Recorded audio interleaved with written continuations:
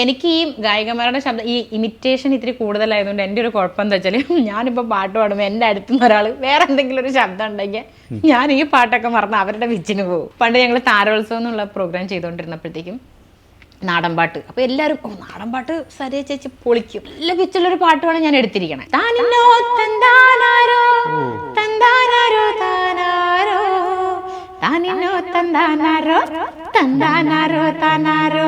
Keralam practice ഒക്കെ ചെയ്ത് എല്ലാവർക്കും കീബോർഡ് ഡ്രം എല്ലാം അടിപൊളി. തേജേടനാണ് കീബോർഡ് കാര്യങ്ങൾ. സരികേച്ചി നമ്മള് പൊളിക്കും. ഞാൻ പറഞ്ഞു എന്നെ മാക്സിമം സപ്പോർട്ട് ചെയ്യണേന്ന് പറഞ്ഞു. അങ്ങനെ തുടങ്ങി.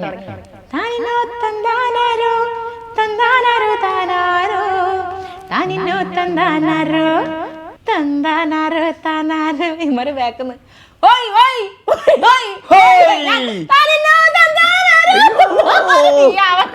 വരെ ഇത് നടന്ന കാര്യങ്ങൾ തേജേട്ടനോട് ചോദിച്ചു. അല്ല അപ്പൊ അത് കട്ടിയിട്ട് ഒന്നുകൂടെ തുടങ്ങിയപ്പോ പറ്റില്ലല്ലോ, അത് റിയാലിറ്റി ഷോ ആയിരുന്നു. എന്റെ പൊന്നോ, എന്നിട്ട് തേജേട്ടെ ചാരൊക്കെ തന്തയ്ക്കാൻ മോളെ വിളിച്ചു എന്നിട്ട് അവസാനം ഒരു ഗിറ്റാറിന്റെ കയ്യിലായിപ്പോ ഇല്ല ഞാൻ അതെടുത്ത് എറിഞ്ഞേനൊക്കെ.